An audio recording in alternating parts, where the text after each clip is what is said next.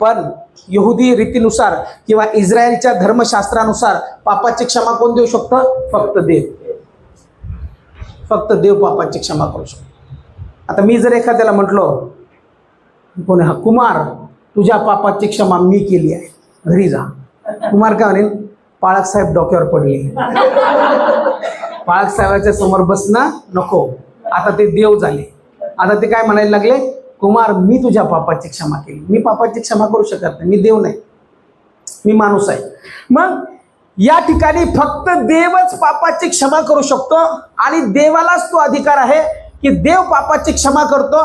आणि इस्रायल लोक जे आहेत, आता जसं मी सांगितलं त्यानुसार त्यांना हे सगळे नियम माहिती आहेत की एखाद्या माणसाने पाप केलं तर पाप केल्यानंतर लेवीय 16:18 नुसार त्याला निर्दोष बकरा घेऊन जायचा आहे, त्याच्या मस्तकावर हात ठेवायचा आहे, त्याचे सर्व पाप त्याच्यावर लादायचे आहे, त्याला अर्पण करायचं आहे, त्याचं होमार्पण करायचं आहे, त्याचं रक्त वेदीवरती शिंपडायचं आहे. आणि मग याजक ते शिंपडल्यानंतर म्हणाल, आता तुझ्या पापाचं क्षालन झालं किंवा क्षमा झाली, आता तू घरी जा. हे त्यांना माहिती आहे इस्रायल लोकांना. पण हा येतो येशू, हा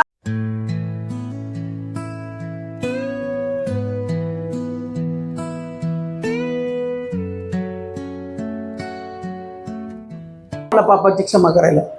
हा तर माणूस दिसतो, शरीरात दिसतो, 2 डोळे, 1 नाक, हात 2 आणि सगळं माणसासारखं. आणि हा म्हणतो या इस्रायल लोकांना की ज्यांना हा सगळा नियम माहिती आहे, त्यांना म्हणतो आता तुमच्या पापाची क्षमा झाली. कन्फ्यूज होणार ना ते, तुम्ही पण होणार. कारण तुम्ही आतापर्यंत काय शिकले? आपल्याला निर्दोष कोकरा घेऊन जायचा आहे. आपल्याला मोशेचं नियमशास्त्र काय सांगतं? निर्दोष कोकरा घेऊन जायचं, त्याचं अर्पण करायचं, रक्त सांडवायचं, ते शिंपडायचं आणि मग पापाची क्षमा होती. पण हा म्हणतो की ज्याने माझ्यावर विश्वास ठेवलेला आहे त्याला मी पापाची क्षमा करतो. प्रभू येशू त्याला पापाची क्षमा करतो. मग एक माणूस पापाची क्षमा कस काय करतो?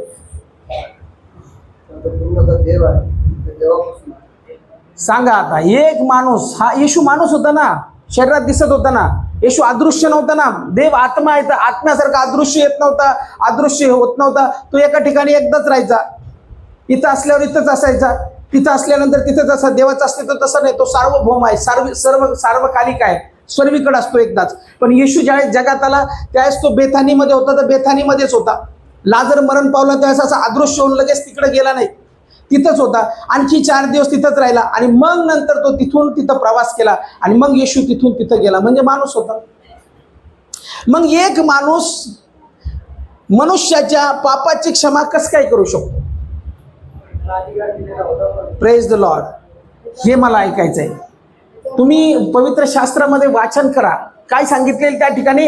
जरी हा मनुष्य रूप धारण करून आला तरी या मनुष्याला म्हणजे येशूला पृथ्वीवरती पापाची क्षमा करण्याचा अधिकार देवाने दिला होता.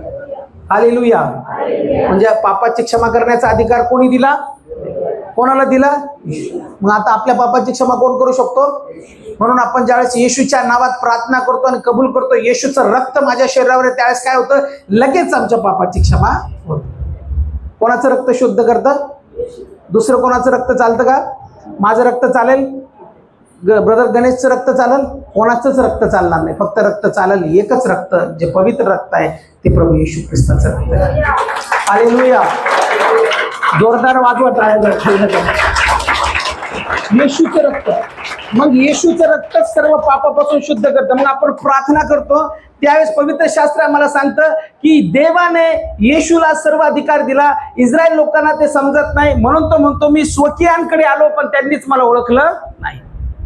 त्यांनी ओळखलं नाही येशूला. येशूला धोंडमार करायचा प्रयत्न केला, ढकलून देण्याचा प्रयत्न केला. येशूला काय म्हटलेलं आहे, वधस्तंभ मी खिळलं. हे सगळं जे झालं ते त्यांच्या अज्ञानामुळे झालं, कारण की त्यांना माहितीच नाही की ह्या देवाने ज्याने नियम लावून दिला होता निर्दोष कोकऱ्याचं रक्त सांडण्याचं, त्याने हा नियम काढून त्याने सांगितलं होतं की एकदाच मनुष्य जातीसाठी वधस्तंभावर रक्त सांडल्या जाईल आणि ते रक्त जे होतं ते पवित्र त्याच्या पुत्राचं होतं. म्हणून येशूचं रक्त जे आहे ते आम्हाला सर्व पापापासून शुद्ध करतं. पण येशूचं रक्त शुद्ध करत असताना एक लक्षात ठेवा, येशूचं रक्त कसं आहे? पवित्र आहे. मग पवित्र कसं? तर ही जी मरिया आहे, ही मरिया कुमारी असताना तिच्या पोटामध्ये बाळ बाळाने जन्म घेतला, पण हा जो जन्म होता माणसापासून नव्हता, देवाची आत्म्याची छाया तिच्यावरती आली आणि मग येशूचा जन्म झाला. म्हणजे हा जन्म पूर्णतः पवित्र होता, त्याच्यामध्ये कोणतंच पाप नव्हतं. मनुष्यापासून येशूचा जन्म झाला नाही.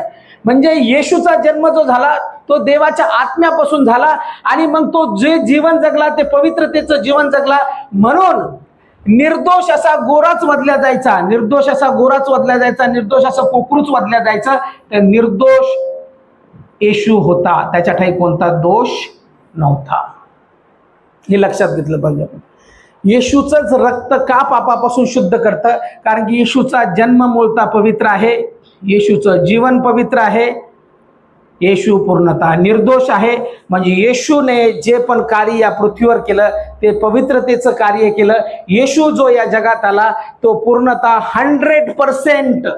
100% गॉड अँड 100% ह्युमन, म्हणजे 100% देव आणि 100% मनुष्य होता पृथ्वीवर असताना. का? कारण की त्याला माणसाचं शरीर होतं आणि शरीर असल्या कारणाने तो एका वेळेस एकाच ठिकाणी प्रवास करत होता. आणि ज्यावेळेस तो शरीरात आला त्यावेळेस त्याने माणसासारखा राहिला, माणसासारखा बोलला, माणसासारखा चालला, माणसासारख्या भावना त्याला होत्या. ज्यावेळेस त्याचा मित्र आजारी पडला त्यावेळेस असं म्हटलेलं येशू रडला. ह्या भावना फक्त मनुष्यालाच असतात. मनुष्य रडतो तसा येशू देखील रडला, कारण की तो माणूस होता. 100% ह्युमन म्हणजे 100% देव आणि 100% मनुष्य जो होता. देव म्हटल्यानंतर पहा, त्याने निसर्गाला आज्ञा केली आणि निसर्गही शांत झाला. त्याने मेलेले मुर्दे जिवंत केले, त्याने महान कार्य केलं. हे कार्य दैवी स्वभावाशिवाय कोणी करू शकत नाही. म्हणून 100% आपण त्याला गॉड म्हणतो, देव म्हणतो. म्हणजे 100% देव 100% मनुष्य असं जीवन त्याचं होतं. आणि म्हणून हा अधिकार जो आहे तो फक्त आणि फक्त येशूला देण्यात आला. आणि येशू ज्यावेळेस या जगात आला त्यावेळेस तो पवित्र होता, निर्दोष होता. त्याचं जीवन जे होतं ते पूर्णतः देवाला समर्पित होतं. त्याच्या जीवनामध्ये पूर्णतः त्याने देवाला समर्पण केलेलं होतं, कारण की तो आलाच जो होता तो देवापासून आला होता. त्याचा डीएनए जो होता तो कोणाचा डीएनए होता? देवाचा डीएनए. त्याचा डीएनए वडिलांचा नव्हता. जसं माझा डीएनए जर चेक केला माझ्या वडिलाचा तर मी माझ्या वडिलाचा निघेल, तसं येशूचा डीएनए स्वतः देवाचा होता, कारण की देवाने त्याला या जगात पाठवलं. म्हणून येशू या जगात आला, पवित्र जीवन जगला, निर्दोष जीवन जगला आणि महान कार्य केलं. काही काही पिक्चर काही काही गोष्टीमध्ये त्याच्याबद्दल चुकीची माहिती दिली आहे जेणेकरून सुवार्ता भटकावी, पण सुवार्ता भटकणार नाही, कारण की येशू काल आज आणि युगानुयुग सारखाच आहे. Hallelujah, hallelujah, hallelujah. किती भाग्यवान आहोत आम्ही की आम्ही येशूच्या रक्ताने शुद्ध झालेले लोक. किती भाग्यवान, म्हणजे इमॅजिन नाही करू शकत, म्हणजे कल्पना नाही करू शकत काय झालेलं आहे आमच्यावरती. कृपा, किती मोठी कृपा आहे. आज जगात लोक फिरत आहेत, मस्त पैसे कमवत आहेत, सगळं करत आहेत, पण जे आपल्याला भेटलं ना ते त्यांना भेटलं. जे आपल्याजवळ आहे ना ते त्यांच्याजवळ नाही. आपल्याजवळ येशूचं रक्त आहे की जे रक्त आम्हाला हमी देतं की आम्ही स्वर्गाच्या राज्यात प्रवेश करणार आहोत. त्यांना ती हमी नाही. म्हणून आपण शोक करत नाही, आपण रडत नाही, जास्त आरडाओरडा करत नाही, कारण की आम्हाला माहिती आहे जो प्रभूमध्ये मरतो तो झोपी जातो आणि ज्यावेळेस प्रभू येशूचं येणं होईल त्यावेळेस तो पुन्हा उठल्या जाईल. मग हे पवित्र रक्त असल्या कारणाने पवित्र शास्त्र आम्हाला सांगतं की येशूचं रक्त पूर्णतः पवित्र होतं आणि ते पवित्र रक्त सांडल्या गेलं. कारण की जर आम्ही बघितलं लूक 1:35 मध्ये म्हटलेलं आहे त्याचा जन्मच पूर्णतः पवित्र होता. इब्री लोकास पत्रामध्ये देखील काय म्हटलेलं आहे 9 अध्याय आणि 22 वचनामध्ये, रक्त सांडल्याशिवाय क्षमा होत नाही. मग आता हे रक्त सांडणं फार गरजेचं होतं. जसं मी जुन्या करारात तुम्हाला सांगितलं की रक्त सांडल्यानंतरच मनुष्याच्या पापाची क्षमा होते. मग हा वधस्तंभ आहे, हा वधस्तंभ आहे. या वधस्तंभावर फक्त एकच जण खेळला का? 3 जण खेळले का? रोमी लोकांची एक पद्धत होती, जसं आज आपल्या काळामध्ये जर कोणी चूक केली आणि चूक केल्यानंतर जर त्याचं फार घनघोर असं शिक्षा द्यायची असेल, त्याला फार चुकीचं त्याने काम केलेलं आहे तर त्याला फासावर लटकवतात, है ना. त्या काळामध्ये जर कोणी शिक्षा द्यायची असेल तर त्या काळाचा नियम होता, रोमन साम्राज्याचं राज्य होतं त्या ठिकाणी आणि रोमी लोकांची शिक्षा देण्याची पद्धत होती वधस्तंभावर खेळायची. फक्त येशूलाच वधस्तंभावर खेळलं नाही, चोरांना पण खेळलं, त्याच्या अगोदर पण लोकांना खेळलं. पण या ठिकाणी पवित्र शास्त्र आम्हाला सांगतं येशू ख्रिस्तच आम्हाला पापाची क्षमा करतो. मग हे चोर देखील खिळलेले होते, मग हे चोर आम्हाला क्षमा करत नाही. मग गळ्यात काही लोक क्रॉस घालतात पण जीवन तसं नसतं, मग ते क्रॉस कोणाचा असतो? टेन्शन नाही घ्यायचं. बघा ना ते ख्रिस्ती कसं जीवन जगत, त्याच्या गळ्यात तर क्रॉस आहे. अरे तो चोराचा क्रॉस आहे, टेन्शन कशाला घेतात? त्याचं जीवन जर येशू सारखं असतं तर त्याने क्रॉस पण नसता घातला. येशू आमच्या मनात आहे, आम्हाला काही घालण्याची गरजच नाही. जर फासावर लटकवलं असतं तर फाशी अशी गळ्यात घातली असती का? बंदुकीने मारला असतं, बंदूक लटकवली असती. शिक्षण देण्याची पद्धत होती ना. अमेरिकेमध्ये इलेक्ट्रिक खुर्चीवर बसवतात आणि शॉक देतात आणि मारतात. मग तुम्ही इलेक्ट्रिक खुर्ची लटकवली असते अशी गळ्यात? तसं नाही आहे. ह्या सगळ्या रिच्युअल्स आहेत, हे आपण मनाने काय काय ठरवलं, क्रॉस घाला, हे करा. क्रॉस घातल्याने काही होत नाही. क्रॉस घाला, काही घाला, मग तो चोराचा क्रॉस असू शकतो जर तुमचं जीवन तारल्या गेलेलं नाही. पवित्र शास्त्र आम्हाला काय सांगतं? वाच सीमा. इब्री लोकासपत्र 9:22. शास्त्राप्रमाणे सर्व काही शुद्ध होते. बघा, रक्त सांडल्या वाचून किंवा ओतल्या वाचून पापाची क्षमा होत नाही. आज या ठिकाणी जर कोणी पापी असेल, आज या ठिकाणी जर पश्चाताप केलेला नसेल, आज या ठिकाणी जर तुम्हाला वाटत असेल आजही मी तारण पावलेला नाही किंवा आजही मी येशूच्या रक्ताने शुद्ध झालेलो नाही, तुम्हाला 100% असं शरीरात असल्यासारखं वाटत असेल, तर आज आनंदाची बातमी तुम्हाला देतो. येशूचं रक्त तुम्हाला सर्व पापापासून शुद्ध आहे. मला शुद्ध कर. फार मोठी किंमत त्याने मोजली. मग रक्त सांडल्याशिवाय पापाची क्षमा होत नाही. मग येशू ज्यावेळेस या जगात आला त्यावेळेस त्याचं पहिलं कार्य जे होतं ते कार्य हेच होतं की मनुष्यासाठी, जो मनुष्य पापी आहे त्या मनुष्यासाठी, मग सर्व जगातील मनुष्य, सर्व म्हणजे सर्व स्त्री पुरुष, जाती धर्म नाही म्हणत मी, सर्व स्त्री पुरुष, सर्व मनुष्यासाठी एकदाच वधस्तंभावर प्राण देणं. आता निर्दोष बकरा कोकऱ्याची गरज नाही, त्याच्या डोक्यावर हात ठेवायची गरज नाही. तर पवित्र शास्त्र आम्हाला सांगतं एकदाच येशू ख्रिस्ताने वधस्तंभावर प्राण दिला आणि तो प्राण दिल्यानंतर त्याचं रक्त त्या ठिकाणी सांडल्या गेलं आणि जो कोणी येशूच्या रक्तावर विश्वास ठेवतो तो विश्वासाने तारण पावतो. तारण कशाने झालेलं आहे? विश्वासाने झालेलं आहे, तुमच्या कर्माने झालेलं नाही. पवित्र शास्त्र आम्हाला सांगतं की आमचं जे तारण आहे ते फक्त आणि फक्त येशू ख्रिस्ताच्या रक्ताद्वारे झालेलं आहे.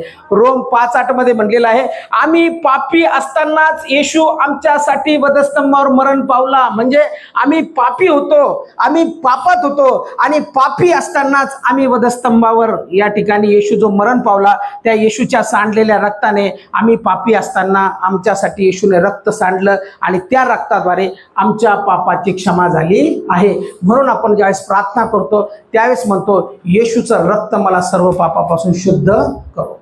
ज्यावेळेस आपण रात्री प्रार्थना करतो त्यावेळेस म्हणतो देवा आज मी चुकलो, माझ्या पापांची क्षमा कर, तुझं रक्त मी अप्लाय करतो, तुझं रक्त मी माझ्या शरीरावर लावतो, ते रक्त मला माझ्या सर्व पापापासून क्षमा करो. आणि त्याच वेळेस आमची पापे लाखेसारखी लाल जरी असली तरी बर्फासारखी शुभ्र होतात.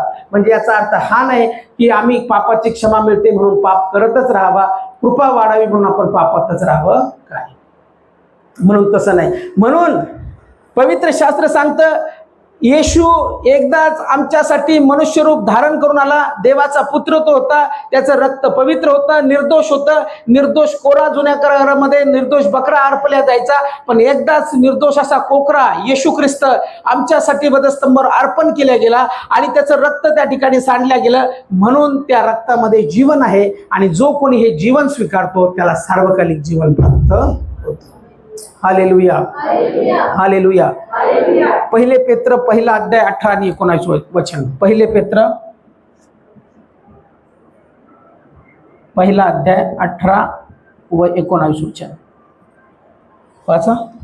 कारण वाडवडिलांच्या परंपरेने चालत आलेल्या तुमच्या निरर्थक वागणुकीपासून सोने रुपे अशा नाशवंत वस्तूही नव्हे, तर निष्कलंक व निर्दोष कोकरा असा जो ख्रिस्त त्याच्या मूल्यवान रक्ताने तुम्ही मुक्त झाला आहात. बघा, निष्कलंक कोकरा तुम्ही सोने रुपे याने तारण पावलेले नाही, तर निष्कलंक कोकरा ज्याने आपलं रक्त पुढं काय म्हटलं, परत एक वेळेस वाचा. सोने रुपे पासून सोने रुपे हा. अशा नाशवंत वस्तू अशा नाशवंत, एक मिनिट हळूहळू वाचायचं ना, अशा नाशवंत, असं सन वाचलं का ते समोरच्याला समजत नाही, मला समजत नाही. अशा नाशवंत वस्तूने नव्हे हळू हा तर नव्हे निष्कलंक तर निष्कलंक व निर्दोष कोकरा निर्दोष कोकरा असा जो ख्रिस्त असा जो ख्रिस्त त्याच्या मूल्यवान रक्ताने मूल्यवान रक्त तुम्ही मुक्त झाला का. तुम्ही मुक्त झालात. बघा काय सांगितले, सोने रुपे अशा नाशवंत वस्तूने आपलं तारण झालं नाही, तर निष्कलंक निर्दोष कोकरा जो आमच्यासाठी एकदाच वधस्तंभावर सांडला गेला, त्याच्याद्वारे म्हणजे मूल्यवान रक्त सांडण्याद्वारे असा जो ख्रिस्त ज्याने मसीहा ज्याने आमच्यासाठी वधस्तंभावर रक्त सांडलं, त्या रक्ताद्वारे आज आमचं तारण झालं आहे. व्हॉट इज तारण? तारण काय? काही लोक प्रश्न विचारतात. आता बरेचसे डिनॉमिनेशन आहे, मला डिनॉमिनेशन आवडत नाही. मी ना पेंटिकॉस्टल, मी ना बिलिव्हर, मी ना ब्रदरन, मी ना आरसी, मी आहे देवाचा आणि देव आहे माझा. जे पवित्र शास्त्र सांगतात तेच मी शिकवतो, दुसरं शिकवत नाही. आता काही लोक काय करतात, brother brother, sister sister, brother sister, brother, तारण तारण तारण, पण बाकीचे सगळं हुकून टाकतात. तारण झालं पाहिजे, तारण झालं. अरे तारण कोणाच्या हातामध्ये? तारण कोणाच्या हातामध्ये? तारण कोण करतो? ते कशाद्वारे झालेलं आहे? येशूच्या रक्ताद्वारे. मग काय सोन्या रुपये द्वारे झालं का? मग जो प्रत्येक मंडळीमध्ये आहे त्याला मी दोषी नाही ठरू शकत की हा इकडे जातो म्हणून हा दोषी, याचं तारणच झालं नाही, हा CNIचा हा RCचा म्हणून याचं तारण झालं नाही, असं मी ठरू शकत नाही. कारण की मी जज करणार नाही, मी न्यायाधीश नाही, न्यायाधीश देव आहे. आणि पवित्र शास्त्र सांगतं की येशूचं रक्त एकदाच मानव जातीसाठी सांडलं गेलं, कोणत्या डिनॉमिनेशनसाठी सांडलं गेलं नाही. म्हणून मला डिनॉमिनेशन्स आवडत नाही. खूप डिनॉमिनेशन्स आहेत, खूप खूप म्हणजे काय, इकडे या तुम्ही तिकडे या. काही काही तर 2दा आणि 3दा बाप्तिस्मा घेतात. मला कळत नाही त्यांचं खरंच तारण झालं होतं. तुम्ही 4-4दा बाप्तिस्मा कसं काय घेता? ह्या मंडळीत आले इथं, दुसऱ्या मंडळीत गेले नको पटलं घ्या बाप्तिस्मा दे, तिसऱ्या मंडळीत गेले घ्या बाप्तिस्मा, चौथ्या मंडळीत, अरे इतके बाप्तिस्मे नसतात. एक बाप्तिस्मा, एक तारण आणि एक स्वर्गाच्या राज्यात. काय शिकता तुम्ही? काय वाचता? मग याचा अर्थ तुम्हाला ज्ञान नाही वचनाचं, म्हणून तुम्ही म्हणता ही मंडळी चांगली नाही, त्या मंडळीत या, ती मंडळी चांगली नाही. तुम्ही किती मीटिंग करा, meeting meeting meeting meeting meeting, church church church, ह्या चर्चमधून त्या चर्च, त्या चर्चमधून ह्या चर्चमध्ये, पण जोपर्यंत तुम्हाला हे समजत नाही तोपर्यंत तुमचं तारणच होत नाही. किती मीटिंगला पण तुम्ही मीटिंगला जरी नाही गेले, पण पवित्र शास्त्रानुसार ज्या मंडळीत तुम्ही आज तिथं स्टिकअप राहिले आणि देवाचं वचन तुम्ही शिकले आणि त्या ठिकाणून तुम्ही सामर्थ्य मिळवलं, तुमचे लेकरं बाळ तुम्ही सांभाळले, तुमच्या देवाच्या सानिध्यात तुम्ही राहिले, तर हे सगळं समजल्यानंतर तुम्ही सुखी आणि आशीर्वादित लोक राहताल. आणि जर तुम्ही ठिकठिकाणी जाताल तर तुम्ही कन्फ्यूज होऊन जाताल.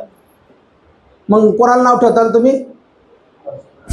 मला पाळक साहेबांनी काय पॉवर नाही, पॉवर कोणत्या माणसात नाही, पॉवर माझ्या जिवंत देवामध्ये. Hallelujah hallelujah. शिका. हे बघा, मंडळ्या ज्या असतात किंवा सेवक जे असतात ते सर्व काळ नाही. मी पण काही वर्षासाठी जगणार, त्याच्यानंतर पुन्हा देवाकडे जाणार. तुम्ही काही काळासाठी आहात, पण परमेश्वराने जे आम्हाला दिलं ते जर स्वीकारलं नाही, तारण जर स्वीकारलं नाही, तर किती आरडाओरडा केला तर जीव कोरडा होईल. ते समजणार नाही. आपल्याला आरडाओरडाने जीव कोरडा करायचा नाही. वचनाचं ज्ञान प्रॉपरली समजलं पाहिजे. पवित्र शास्त्र सांगतं अज्ञानाने माझ्या लोकांचा नाश होत. मग काही जण तारण करतात, काही जण करतात हे महत्वाचं आहे, ओनली जीसस ओनली जीसस, यहोवा विटनेस, पिता महत्वाचा आहे, पुत्र महत्वाचा आहे, तारण महत्वाचं आहे. पण मी तुम्हाला सांगतोय सर्व महत्वाचं आहे. एकच धरून चालायचं नाही आपल्याला. पवित्र आत्मा येशू ख्रिस्त ज्यावेळेस बोलला त्यावेळेस ज्ञानानेही बोलला, ज्ञान पण होतं त्याच्याकडे. आणि येशू ख्रिस्त ज्यावेळेस बोलला त्यावेळेस तो पवित्र आत्म्याच्या सानिध्याने बोलला. येशू ज्यावेळेस बोलतो त्यावेळेस ज्ञान बोलतो. शास्त्री पुरुषी घाबरतात, शास्त्री पुरुषी ज्ञानातून बोलतात. येशू पवित्र आत्म्याच्या सानिध्यातून बोलतो, म्हणून येशू स्पर्श करतो त्यावेळेस लोक बरे होतात. शास्त्री पुरुषी स्पर्श करतात त्यावेळेस बरे नाही होत. हे कसं काय होतं? शास्त्री पुरुषाला इतकं ज्ञान आहे, मग त्यांनी प्रार्थना केल्यावर का बरे होत नव्हते? येशूच्या द्वारे का बरे होत होते? का येशूवरती पवित्र आत्म्याचा अभिषेक होता. मी वेळोवेळी का सांगतो की मी माझ्या बुद्धीने, ज्ञानाने, माझ्या शरीराने सेवा करू शकत नाही? कारण की येशू सुद्धा ज्यावेळेस या जगात आला त्यावेळेस ती सेवा त्याची नव्हती, त्याला पित्याने पाठवलं होतं. म्हणून ती जी सेवा करतो तो पित्याने पाठवल्या वाचून तो करत नाही. म्हणून मी जी सेवा करतो ही सेवा माझी सेवा नाही, ही सेवा जी आहे ही जे देव आहे देवाची सेवा आहे आणि ती सेवा मी करत आहे. म्हणून अभिषेक जो असतो तो ज्याच्यावरती असतो, येशूवरती जो अभिषेक होतो ते अभिषेकाने ते काम होतं. म्हणून त्या अभिषेकाला आम्ही ताळू शकत नाही, बंद पाडू शकत नाही. आपण बंद पडू पण देवाचं काम बंद पडणार नाही. 2000 वर्षापासून हे काम बंद पाडण्याचा प्रयत्न करण्यात आला, पण 2000 वर्षानंतर आज या ठिकाणी येऊन आम्ही येशूची उपासना करत आहोत. हे सत्य आहे. हालेलुया. तुम्ही कुठेही राहा, आजच नाही, इथून पुढे 2000 वर्ष पण येशूचं नाव मिटणार नाही, कारण की ते नाव सत्य नाव आहे, सामर्थ्यशाली नाव आहे. म्हणून देवाचं काम नाही आपण काम बंद पाडू शकत. म्हणून देवाचं काम जे आहे किंवा येशूने जे केलं ते नाशवंत वस्तूने आमचं तारण झालं नाही. निर्दोष अशा कोकऱ्याने आमच्यासाठी मूल्यवान रक्त सांडलं आणि त्या रक्ताद्वारे आमचं तारण झालेलं आहे. आणि ते तारण जे आहे ते फ्री गिफ्ट आहे. ते तारण कसं आहे? कर्माने झालं नाही. मी चांगला होतो म्हणून मी तारल्या गेलो नाही. इफिसकरास पत्र जर तुम्ही बघितलं तर 2 अध्यायाने 8 आणि 9 वचनामध्ये काय म्हटलेले बघा. पत्र याचं 2 अध्याय 8 आणि 9 वचन. इफिसकरास पत्र, इफिस, कारण कृपेच्या विश्वासाच्या द्वारे हळू हळू हळू हळू इफिस 2:8 ना. कारण कृपेने हा कारण कृपेने असं वाचायचं. कारण कृपेनेच विश्वासाच्या द्वारे विश्वासाच्या मोठ्याने विश्वासाच्या द्वारे तुमचे तारण झालेले आहे. तुमचे तारण झाले आहे. घेत बसा नाही तर बाप्तिस्मा मागू 4-5. काय लोकांना सवय असते. कारण कृपेनेच विश्वासाच्या द्वारे, कशाच्या द्वारे? पैशाच्या द्वारे तुमचं तारण झाले आहे, वचनाच्या द्वारे तुमचं तारण झालेलं आहे. मी चांगलं शिकवतो म्हणून तुमचं तारण झालेलं आहे. मी पॉवरफुल पास्टर म्हणून तुमचं तारण झालं आहे. असं कुठं लिहिलंय का? कारण कृपेनेच विश्वासाच्या द्वारे तुमचे तारण झाले आहे. पुढं हे तुमच्या हातून झाले. ते तुमच्या हातून, कोणाच्या? माझ्या किंवा तुमच्या. तुम्हाला काय वाटतं? मी चांगला होतो म्हणूनच देवाने मला तारलं, मी चांगलं जीवन जगलो म्हणून देवाची कृपा झाली, असं नाही. ते तुमच्या हातून, पुढं वाचा, ते तुमच्या हातून झाले असे नाही. झाले असं नाही. माझ्या हातून झालं नाही. ते काही लोक गर्व करतात, मी पास्टर होतो म्हणूनच ते तारले गेले, मी शिकवलं त्यांना म्हणून ते घडले गेले. काही येत नव्हतं त्यांना. अरे नाही बाबा, मी माणूस होतो पण देवाने त्यांना उत्तम ज्ञान दिलं, मी नाही, देवाने. तुमच्या हातून झाले नाही तर हे देवाचे दान आहे. तर कशाचे दान आहे ते? देवाचे दान. मग तारण कोणी दिलेलं आहे तुम्हाला? देवाचे दान आहे. पुढं कोणी आज्ञता बाळगू नये. कोणी आढ्यता म्हणजे गर्व बाळगू नये. कोणी आढ्यता म्हणजे गर्व बाळगू नये. बाळगू नये म्हणून कर्मे केल्याने. बघा आता, कर्मे म्हणून कर्मे केल्याने. मी खूप दान धर्म करतो, मी खूप देवामध्ये चांगला आहे, मी रोज गरिबाला वाटतो आणि त्याच्यामुळं कर्मे केल्याने हे झाले नाही. हे झाले नाही. हे झाले नाही. मग बघा, आपण तारण करतो ना, तर तारणाची व्याख्या काय बघा, किंवा तारण कसं होतं ते बघा. आज तुम्हाला सत्य समजणं गरजेचं आहे आणि हे न समजल्यामुळं आपण मंडळी चेंज करतो किंवा लोक बहकल्या जातात आणि मग लोक काय करतात, इकडं फिर तिकडं फिर, तिकडं फिर इकडं फिर, आणि मग ते कुठलेच राहत नाही. इकडचे राहत नाही आणि तिकडचे राहत नाही. मी असे लोक बघितलेले की ते खूप पुष्कळ चर्चला जातात आणि शेवटी ते नाश पावतात आणि ते घरीच बसलेले. असे लोक मी बघितले की ते फार वचनाचं ज्ञान द्यायचे, दुसऱ्यांना वचन शिकवायचे, पण ते आज धड इकडं पण नाही, ब्रदर सिस्टर पण नाही आणि धड चर्चमध्ये पण नाही, ते आता घरी झोपतात.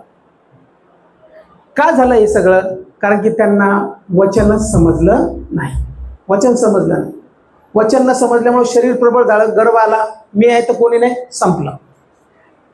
इथं काय म्हटलेलं आहे, हे जे तारण होतं किंवा जे पापापासून मुक्ती होते, ही पापापासून मुक्ती ही येशूच्या रक्ताद्वारे होते. पण हे रक्त ज्यावेळेस सांडलं गेलं त्यावेळेस कृपेने, विश्वासाच्या द्वारे, म्हणजे तुम्ही तुमच्यावर देवाची कृपा झाली आणि कृपाच्या नंतर विश्वास तुम्ही ठेवला आणि त्या विश्वासाच्या द्वारे तुमचं तारण म्हणजे तुम्हाला पापापासून मुक्ती, तुमच्या विश्वासाने तुम्हाला पापापासून मुक्ती मिळाली आहे आणि ती देवाच्या कृपेने झाली आहे, मनुष्याच्या कृपेने नाही. देवाच्या कृपेने तुम्हाला मुक्ती मिळाली किंवा तारण मिळालं आणि हे तुमच्या हातून झाले असे नाही. हे माझ्या हातून झालं नाही, तुमच्या हातून झालं नाही. मी चांगला होतो, मी देवामध्ये वाढणार होतो, मी खूप प्रार्थना करणार होतो आणि म्हणूनच देवाने मला निवडलं आणि म्हणूनच देवाने मला पापापासून मुक्त केलं, असं झालं नाही. पवित्र शास्त्र सांगतं तुम्ही तुमच्या आईच्या गर्भाशयात असतानाच पवित्र देवाने तुमची निवड केली आहे. बोलवलेले पुष्कळ आहे पण निवडलेले थोडके आहे. तर बोलवल्यापेक्षा निवडलेले तुम्ही आहात आणि हे तुम्ही नाही केलं तर देवाने केलेलं आहे. म्हणून म्हटलेलं आहे की हे तुमच्या हातून झालं नाही तर ते देवाचे दान आहे, देवाने दान दिलेलं आहे ते, म्हणून त्या दानाद्वारे तुमचं तारण झालं. म्हणून कोणीही गर्व बाळगू नये, म्हणू नये मी तारण पावलेलो आहे, बघा मी चांगला आहे, मी दान धर्म करणार आहे, मी तारण पावलेलं आहे, ही आड्यता कोणी बाळगू नये. म्हणून कर्मे केल्याने हे झाले नाही. कर्म म्हणजे चांगल्या गोष्टी केल्याने हे तारण होत नाही, तर हे तारण फक्त देवाच्या कृपेने विश्वासाच्या द्वारे झालं आहे. मग येशूचं रक्त आम्हाला सर्व पापापासून शुद्ध करतं असं म्हटलेलं आहे. येशूचं रक्त जे आहे ते आम्हाला सर्व पापापासून शुद्ध करतं. मग रक्त शुद्ध करतं म्हणजे काय? आम्ही शुद्ध झालो म्हणजे काय झालं? आमचं तारण झालं, बरोबर? तुम्ही शुद्ध झाले म्हणजे काय झालं? तुमचं तारण झालं. मग आता तारण होण्यासाठी किंवा येशूचं रक्त आम्हाला शुद्ध करण्यासाठी काय करावं लागतं ते मी तुम्हाला सांगतो.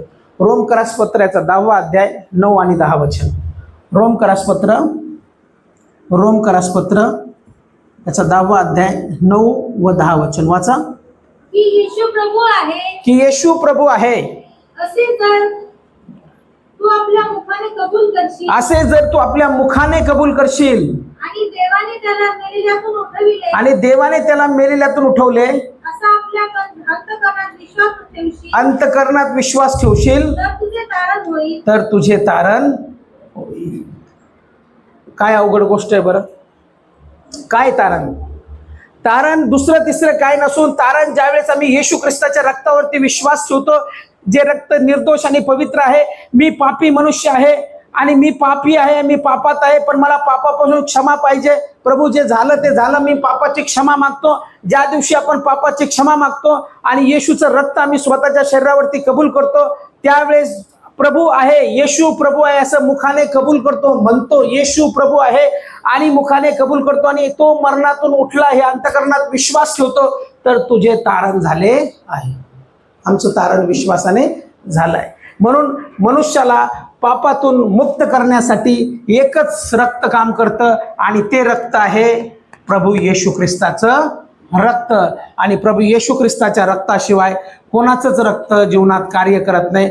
म्हणून फक्त प्रभू येशूचंच रक्त आम्हाला पापापासून शुद्ध करते. तेच मला शिकवायचं होतं. फक्त येशूचंच रक्त पापापासून शुद्ध करतं, कारण की येशूचं रक्तच अनमोल आहे, पवित्र आहे, शुद्ध आहे. जुना करार संपला आहे, नवा करार सुरू झालेला आहे. नव्या करारात देवाने आमच्यासाठी निर्दोष निष्कलंक असा एकच गोरा किंवा कोकरा येशू ख्रिस्त अर्पण केला आहे वधस्तंभावरती. आणि जो कोणी या वधस्तंभावर विश्वास ठेवतो, त्याच्या रक्तावर विश्वास ठेवतो, त्याचं विश्वासाने तारण होतं, पापाची क्षमा होते. आज तुम्ही पापी असाल, आजही गुटखा तंबाखू वाईट गोष्टीमध्ये असाल, आजही चुकीच्या गोष्टी जीवनात असेल, आजही शिव्या शाप जीवनामध्ये असतील, आजही मुखावाटे आमच्या शिव्या निघत असतील, आजही आम्ही कोणाचं तरी वाईट बघत असू, आजही आमच्या जीवनामध्ये आनंद नसेल, शांती नसेल आणि म्हणत असो असं काय चाललेलं आहे, तर मला सांगायचं आहे, तुम्हाला तुमच्या शरीरावरती रक्त कबूल करण्याची गरज आहे, पापाची क्षमा मागण्याची गरज आहे. आणि प्रभू येशू दयाळू कृपाळू आहे, तो पापाची क्षमा करतो आणि सर्व पाप पुसून टाकतो. जसा मी फळा पुसलेला आहे आता, तसा फळा पुसल्यासारखा तुमचे पाप इथं दिसत आहे थोडे थोडे, पण ते पण सगळे पुसण्यात येणार आहे. आणि येशूच्या रक्ताने तुम्ही या फळ्यासारखे गोरेपान दिसायला लागताल, कारण की येशूचं रक्त आम्हाला सर्व पापापासून शुद्ध करतं. म्हणून एकच रक्त, येशूचं रक्त. माझं रक्त नाही, कोणाचं रक्त नाही, म्हणून आपण कोणाचंच रक्त कबूल करत नाही, एकच रक्त कबूल करतो जे मला पापापासून शुद्ध करतं. कारण की माझ्यासाठी वधस्तंभावर मारणारा एकच आहे, जो विनाअट मरण पावला, स्वार्थी म्हणून मरण पावला नाही, मी काहीतरी केलं म्हणून माझ्यासाठी मरण पावला नाही, तर तो माझ्यावर प्रेम करतो म्हणून वधस्तंभावर मरण पावला. म्हणून जास्त प्रेम करायचं असेल, कोणत्या बाळकावर करू नका, कोणत्या स्त्रीवर करू नका, कोणत्या मनुष्यावर करू नका, बायकोवर करू नका, लेकरावर करू नका. सगळ्यात पहिलं प्रेम माझा येशू ख्रिस्त आहे, कारण की त्याने माझ्यासाठी वधस्तंभावर प्राण दिला. येशूचं प्रेम खरं प्रेम आहे. आणि ज्याला हे कळालं तो कधीच येशूला सोडणार नाही. मला सोडेल पण येशूला सोडणार नाही. हालेलुया. म्हणून मला सोडलं तर चालेल, पण आजचं जे शिक्षण आहे, येशूला कधी सोडू नका, पाठीमागे जाऊ नका, बॅकस्लाइड होऊ नका. कारण की येशूचं रक्त, फक्त येशूचंच रक्त आम्हाला पापापासून शुद्ध करतं. हालेलुया. त्यावेळेस आपण सर्वजण उभं राहूया आपल्या पायावरती.